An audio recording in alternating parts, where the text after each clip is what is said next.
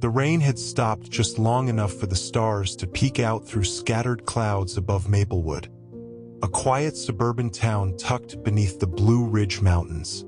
Street lamps flickered against the mist, casting halos onto the glossy pavement. It was prom night, May 23, 2014, and the air buzzed with the electricity of youth, celebration, and the unspoken belief that nothing bad could ever happen in a place like this. Among the girls shimmering in pastel gowns and the boys wrapped in tuxedos too big for their frames, Emily Harper, 17, stood at the edge of the crowd with a smile that seemed fixed, like she was trying hard to enjoy the moment. She wore a lavender dress her mother had sewn from scratch, delicate satin with small embroidered lilacs. Her brown curls had been pinned into a bun, with a few wisps dancing against her cheekbones. Emily wasn't the loudest girl or the most popular, but she had a gentle magnetism that drew people in. She had a way of listening like what you said truly mattered. That night, though, she kept checking her phone. "She's been off since we got here," said Tasha Moore, her best friend, into her date's ear. "Like she's waiting for something, or someone." No one knew it yet, but that would be the last time anyone saw Emily Harper alive. The last known footage of Emily was from a grainy school security camera. It showed her stepping outside the gymnasium around 10:41 p.m. She paused in the hallway, glanced at her phone again, then walked toward the back parking lot alone. She wasn't seen after that. By Saturday morning, whispers turned to panic. Emily had never come home. Her parents, Karen and Michael Harper, waited all night, thinking maybe she was at an after-party or had fallen asleep at Tasha's. But when calls went unanswered and none of her friends had seen her since prom, reality began to fracture. Karen sat hunched at the kitchen table, Emily's untouched breakfast growing cold. She always texts, always, even when she's 5 minutes late. The Maplewood Police Department launched a search that afternoon. Volunteers combed woods, rivers, abandoned barns. Drones scanned the hills. Bloodhounds traced her scent from the gym doors to the far corner of the parking lot and stopped cold. No tire tracks, no signs of a struggle, no trace of Emily. Her phone was last pinged at 10:58 p.m. near Hickory Bridge, about 7 miles from the school. Then silence. Detective Maria Ellis, a tough but quiet woman with deep-set eyes, took the lead. She'd worked Maplewood's missing persons cases for 13 years, but this one hit differently. Something about Emily's face haunted her. A look of someone caught in a storm she didn't see coming. Ellis followed every lead. Ex-boyfriends, jealous classmates, rumors of older men she might have met online, but nothing stuck. Emily had no enemies, no reason to run, no mental health issues. Her life, as far as anyone could tell, had been tragically normal. Yet she was gone. As days turned to weeks, the case grew colder. Posters faded on telephone poles. News trucks rolled away. Tips dwindled. The Harpers kept her room untouched, hoping she'd walk through the door like nothing happened. Her lavender dress still hung by the window, catching sunlight she never got to see again. And then, 10 years passed. By 2024, Maplewood had changed. The diners where teens once gathered were now coffee shops with hanging Edison bulbs. The old gas station had become a vegan grocery. But the memory of Emily Harper still lingered, especially in the eyes of those who had once known her. Her parents never left. They held annual candlelight vigils every May 23rd. The crowd grew smaller with each passing year, but Karen Harper always whispered, "She's out there. I feel it." Detective Ellis, though semi-retired, never truly let go of the case. Her old office corkboard still bore Emily's photo, one of her smiling at the kitchen table, arms crossed, eyes curious. And then, everything changed on a Thursday in late August. Tyler Grant, 21, was working the night shift at a Speedgo gas station just off Interstate 81. Around 2:14 a.m., a man walked in, cloaked in a dark hoodie despite the heat. He moved awkwardly, like he didn't belong anywhere. He didn't speak, just walked straight to the fridge, grabbed a Mountain Dew, and dropped a crumpled dollar bill on the counter. As he turned to leave, something slipped from his hoodie pocket. A silver heart charm bracelet, old and slightly rusted. Tyler picked it up. "Hey man, you dropped." But the man was already out the door, disappearing into a beat-up blue sedan that screeched off into the night. Tyler turned the bracelet over, studying it. A tiny engraved letter on the back of the heart. H. He didn't sleep when he got home. Something about the bracelet gnawed at him. He posted a photo of it online, read it first, then Twitter captioned simply, "Guy left this at the station. Looks old." Anyone recognized the initials? It went viral overnight. The following morning, someone tagged at Justice for Emily Harper, a dormant page run by Karen Harper for nearly a decade. Within hours, Karen saw the post and collapsed. That bracelet had belonged to Emily. Her father had given it to her on her 16th birthday. Detective Ellis drove to the gas station personally, her old badge flashing like a knife in the light. The security footage was already pulled. It wasn't great quality, but enough to make out the man's face when he briefly looked up. He was gaunt, twitchy. No one recognized him. But something else caught Ellis' eye, tattoos on his knuckles. One read hope, the other fall. The man hadn't bought anything else.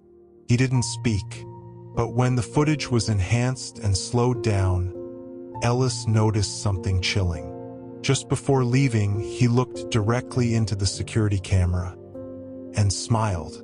Back at the Harper home, Karen sat trembling as the bracelet was placed in an evidence bag. She didn't cry. She just whispered, "She's alive, isn't she?" No one answered. But inside, Ellis felt it too. This wasn't a memento. It was a message. The town buzzed. Rumors flew, some absurd, others chillingly plausible. A Reddit sleuth named Marla45 dug into the image and tracked the Speedgo gas station transaction timestamp. Another user, Nightcrawler66, pulled DMV footage that showed a blue sedan heading south 10 minutes later. It was online detective work at its finest, and it got results. The sedan's plates were flagged. It belonged to Raymond Silas, a 52-year-old man with a sealed juvenile record and no known occupation. He lived in a rundown trailer off Route 17, about 50 miles from Maplewood. He had no wife, no kids, no social media, just a stack of unpaid parking tickets and an address that made officers uneasy. Detective Ellis didn't wait for backup. She drove out to the trailer with 2 uniforms and a warrant hot off a judge's desk. The moment they knocked, they knew something was off. The air stank, like mildew and rot. No one answered. They kicked in the door. Inside was darkness, old newspapers, pizza boxes, and locks. So many locks. Padlocks on cabinets. Padlocks on doors. Even padlocks on the fridge. The living room was wall-to-wall surveillance monitors, each feed from a camera inside the house. A buzzing sound came from a back room. They followed it and found the trapdoor. Beneath the trailer was a small, soundproofed room. It was cold and cramped, about 10 by 10 feet. The walls were lined with foam padding, and in one corner was a mattress, a portable toilet, and a single lamp. On the wall, in childlike handwriting, were hash marks, hundreds of them, and on a small table beside the mattress, a photo album. Detective Ellis opened it slowly. Page after page, photos of a young girl growing older. Prom dress, a birthday cupcake, even a photo of her asleep, curled up like a child. But they weren't recent. The final photo made Ellis pause, because it wasn't of Emily alone. It was her, aged maybe 22 or 23, standing beside Raymond Silas in what looked like a backyard. She wasn't smiling, but she wasn't trying to run either. It was dated May 2021. The FBI was called in. Forensics began scanning every surface. In a locked drawer, they found dozens of old VHS tapes labeled E1, E2, up to E67. Each one a recording of sessions between Silas and the girl. And finally, what they'd been praying for, a journal. Though scattered, written in fragments, it told a harrowing story. Emily never left town on her own. On prom night, she'd gone out back for air. Raymond Silas, posing as a groundskeeper, had stunned her with a taser and stuffed her into a delivery van. She woke up beneath his trailer, disoriented, drugged, and confused. For months, she was kept locked in the dark. He told her the world had ended, that no one was left, that she was the last girl alive. She didn't believe him at first, but the isolation wore her down. Eventually, he brought her upstairs, to a carefully staged home. He dressed her, fed her, even gave her books and let her watch pre-recorded tapes. But she was never free, ever. The journal entries revealed how Silas reprogrammed her, mentally, emotionally, even spiritually. He gave her a new name, Eliza. He claimed to be her savior, her protector, the only reason she was still alive. And horrifyingly, Emily began to believe it. But in 2021, she started writing again, leaving behind her old identity, only to rediscover it in flashes. She remembered her mother's birthday, her father's smell, her prom night, and then one entry broke Ellis completely. If someone finds this, I'm not crazy. I just forgot how to be real. My name is Emily Harper. I want to go home. Raymond Silas was arrested a week later in New Jersey, trying to pawn an old Rolex. He didn't resist. When asked where Emily was now, he said, "She's gone, like a ghost, always slipping away from me." They still hadn't found her. But then, a waitress in Ohio called in a tip. A girl had come in every night for a week. She didn't talk much, wore oversized hoodies, ate alone. One night, she left behind a napkin with a name scrawled on it, Karen Harper. Detective Ellis boarded the next flight to Ohio. She didn't sleep. Her mind played the same loop. What would she find? Was the girl in the diner really Emily? Could a person be lost for 10 years and still find her way home? The waitress met Ellis out back, behind the diner, nervously clutching a cigarette. She came in just after sunset, every night, sat in booth 4, ordered waffles and tea, never spoke much. Ellis scanned the security footage.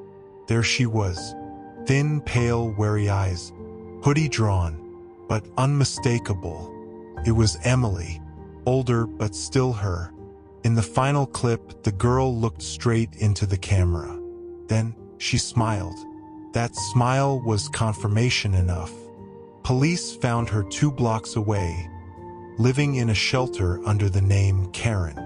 She was skittish, barely trusting, and asked for silence before saying a word. But when Detective Ellis quietly said, "Your mom misses you," the girl's legs buckled. She was home, even if her heart hadn't caught up yet. Bringing Emily home wasn't like a movie reunion. There were no balloons, no cameras, just quiet tears and open arms.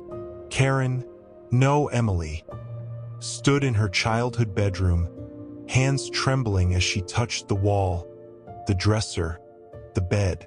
Her mother, Karen Harper, whispered, "You don't have to remember everything. You're still my girl." It would take months, years maybe, for Emily to adjust, to unpack the trauma, to learn that she wasn't Eliza, that she wasn't the last girl in the world. But she was Survivor, and that mattered. Raymond Silas's trial began in spring the following year. The courtroom was electric. National media covered every moment. He pled not guilty, claimed he had rescued Emily from abusive parents and that she chose to stay. But Emily testified.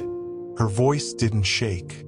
She stared straight into his eyes as she described every year, every lie, every bruise, and the moment she began writing her name again. The jury didn't take long. Guilty on all counts. Kidnapping, unlawful imprisonment, abuse, and psychological torture. He was sentenced to life without parole. He didn't blink. Emily did. 2 years later, Emily stood on a stage at a trauma recovery conference. She wore a navy blazer and soft curls. Her voice was calm, sure. "I lost 10 years, but I found myself again. Not because someone saved me, but because I remembered who I was. I'm Emily Harper, and I'm not a ghost anymore." The room erupted in applause. Thank you for watching this deeply emotional story on Silent Stories. If this touched you, moved you, or reminded you of someone who's gone too long unheard, leave a comment below. Tell us where you're watching from. Like, share, and subscribe so more stories like this get told. What do you think happened during those missing years? Let's talk about it in the comments. Until next time, stay curious, stay kind, and never ignore the quiet voices. Silent Stories signing out.